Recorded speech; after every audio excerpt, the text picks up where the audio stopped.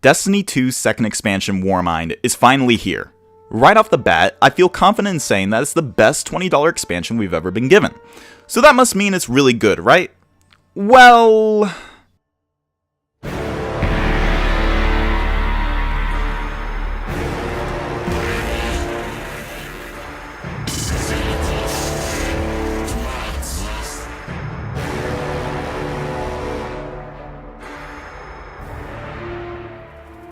If you already like Destiny and are seeking out more reasons to play and cool new gear to chase, odds are that you've already purchased Warmind or got it through the Season Pass. But what about the person still on the fence who's looking for big sweeping changes to the state of the game? You're likely to be disappointed, but that depends on what you're really looking for. The campaign is short but sweet, okay mission variety. There's a few blemishes that rear their ugly heads, mostly from a narrative standpoint. A retcon here, characters acting a particular way without giving the players any real insight, you know, the typical stuff Destiny seems to do. Warmind continues to prove my point that Bungie treats their stories like one-off Saturday morning cartoons, when we really want something more well thought out and mature.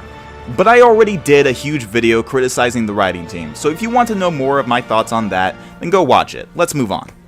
There's one major issue I have with Warmind, and that's just how harsh Bungie has decided to slow the leveling process. It's not a bad thing outright, I just think they went too far with it.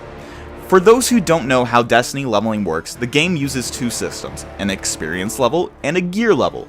The gear level is the problem. As of current, I'm able to max my gear level at 350 power, the actual max being 385. The issue is that the bulk of the content I want to play, like the new escalation protocol, has a recommended power level of 380.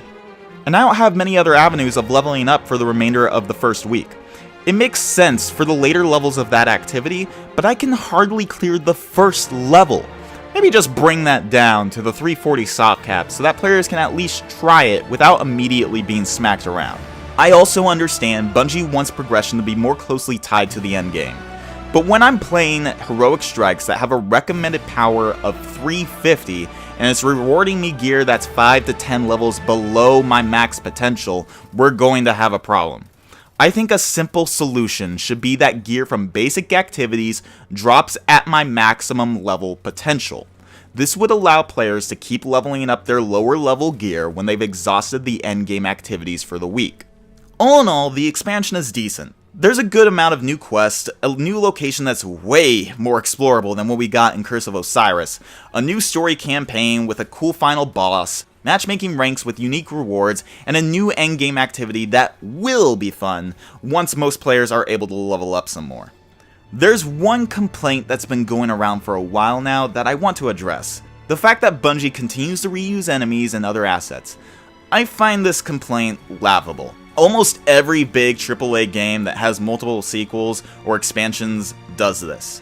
What would Destiny be without the Fallen, Hive, Vex, Cabal, or Taken? What would Halo be without the Covenant? Dead Space without its Necromorphs? Mario without Goombas or Bowser?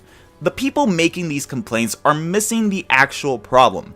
The issue isn't that Bungie is reusing enemy assets, the issue is that their enemies aren't challenging or unique enough in their behaviors or mechanics, most of the time.